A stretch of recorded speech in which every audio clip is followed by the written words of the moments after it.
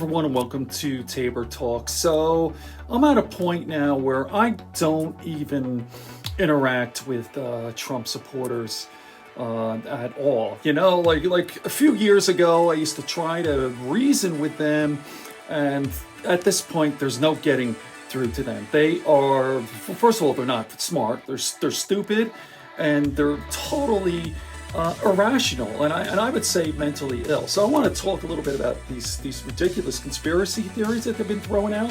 How about like Biden's in his basement? Now that's pretty innocuous, but how about the more serious thing is I think it's how it's pronounced, QAnon. Now watch this. This is the Wikipedia post. If people don't know what it is, QAnon. Okay, so here it is. QAnon, I think that's how it's pronounced. QAnon is a far-right conspiracy theory alleging that a cabal of Satan-worshipping pedophiles running a global child sex trafficking ring is plotting against President Trump, who in turn is battling them, leading to a day of reckoning involving the mass arrest of journalists and politicians. Here it is, the important part. No part of the theory is based on fact. Okay, let me just continue here. Although preceded by similar viral conspiracies, remember that, Pizzagate? The theory proper began with the October 2017 post on the anonymous image board 4chan by Q, who was presumably an American individual, but probably became a group of people. Q claimed to have access to classified information involved in the Trump administration and its opponents in the United States. NBC News found that three people took the original Q post and expanded it across multiple media platforms to build internet followings for profit. QAnon was preceded by several similar anonymous 4chan posters, such as, what is this here? FBI Anon, HLI Anon, that's High Level Insider, CIA Anon, and WH Insider Anon. Q has accused many liberal Hollywood actors, like Tom Hanks is someone whose name is thrown out there a lot. So Hollywood actors, Democratic politicians, and high-ranking officials of being members of the cabal. Q also claimed that Trump feigned conspiracy with Russians to enlist Robert Mueller to join him in exposing the ring and preventing a coup d'etat by Barack Obama, Hillary Clinton, and George Soros. All right, there you go. It's absolutely insane. I'll leave this here, and there you go. And here's what David Pakman has to say about it. There are Trump people who say Biden won't leave the basement, as they like to say. Biden did an event. He's not scared to speak. He spoke perfectly fine, seemed far sharper than Donald Trump. Biden also took media questions. Again, the Trump people say Biden won't do it. Biden would crumble under questioning. Biden doesn't know where he is. He can't put together a sentence. Didn't go that way. And Joe Biden was asked about that Trump conspiracy group. I'm not even going to name it because YouTube instantly demonetizes. If you mention that group, YouTube instantly demonetizes it. But let me put it this way. It's related to the letter that comes after P in the alphabet. Let's just leave it there. I'm sure you know what I mean. And Biden is asked about that, and Biden just destroys it and goes very hard and says people need mental health services. Now, Biden is right about that. This is a crazy group with outrageous beliefs or claims, but some of the people that subscribe to those views might get elected in November, as Alex Kaplan from Media Matters told us last week, which is disturbing to recognize. Check out Joe Biden's response. Of the QAnon, the people who believe in that conspiracy, what they think is true about America, that there's sex trafficking and a conspiracy against President Trump. And what would you say to President Trump for not rejecting that conspiracy and the people who believe in it? I've been a big supporter of mental health. I'd recommend that people who believe it maybe should take advantage while it still exists in the Affordable Care Act. It's bizarre. Totally bizarre. And now, have you guys found that plane load of people in uniforms and weapons and flying around? I mean, have you found them yet? Is anybody even from, by the way, I respect conservative and liberal points of view in the press. Anybody found that plane? What in God's name are we doing? Look look at how it makes us look around the world. It's mortifying. It's embarrassing, and it's dangerous. It's dangerous.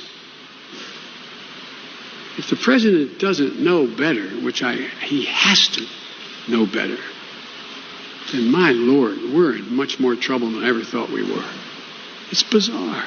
What in God's name are we doing is sort of, in my mind, the slogan for the last 4 years. It's a relevant phrase, not just when it comes to this group, but it's a relevant phrase, big picture, for the administration. Joe Biden very clearly saying what many of us, what many in my audience have been thinking, which is, how does the entire country not realize what the world realizes, which is that we are a laughingstock with Donald Trump in the White House. We have become a joke. Joe Biden saying it. And then Joe Biden again showing more energy this weekend than we've seen from him in a while, because he was very fired up about the story that Donald Trump said troops who died in combat are losers and suckers. Biden visibly furious and disgusted with Donald Trump. This is a couple minutes almost, but I want to show you the entire answer. Quite frankly, if what is written in the Atlantic is true, it's disgusting. And it affirms what most of us believe to be true. That Donald Trump is not fit to be the job of president, be the commander-in-chief.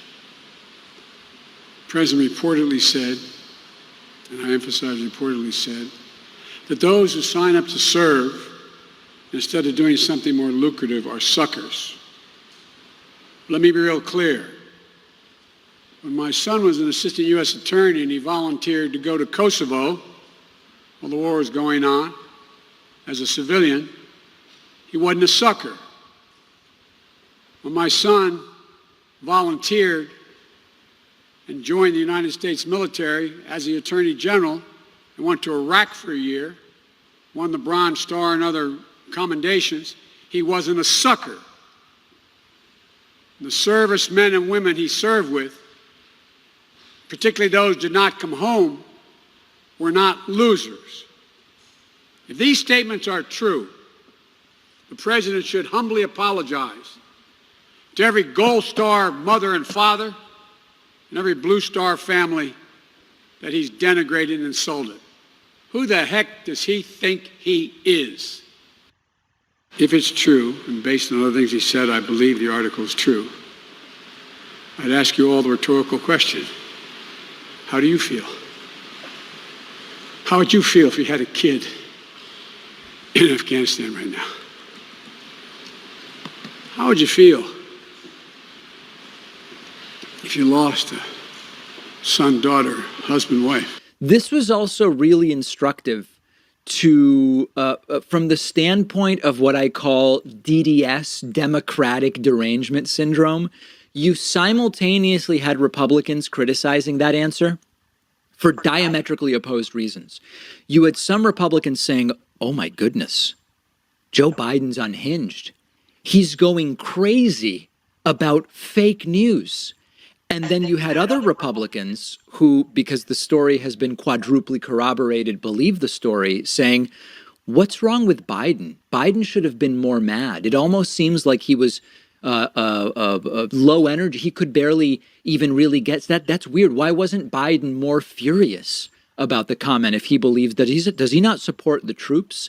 So if you take every side of an issue, as Donald Trump and Trumpists typically do, you've got this sort of something for everybody framing, which I've mentioned for some time. Remember, Joe Biden said right before Super Tuesday, we have to beat Trump and the Republicans, but we can't become like them. And I think that in our criticism of Donald Trump about this suckers and losers thing, in our continued exploration of Donald Trump's denial of strokes that nobody actually accused him of having in all of this, we have to make sure that we don't become like them. I tend to agree with Joe Biden. I want to win. But if we win the way they win, have we really won? And I've talked about this before, and I think it's something to keep in mind, especially as we get closer to the debates, which I'll be talking about next. Just imagine if we see a fired up Joe Biden at the debates. I don't think it will come off as unhinged.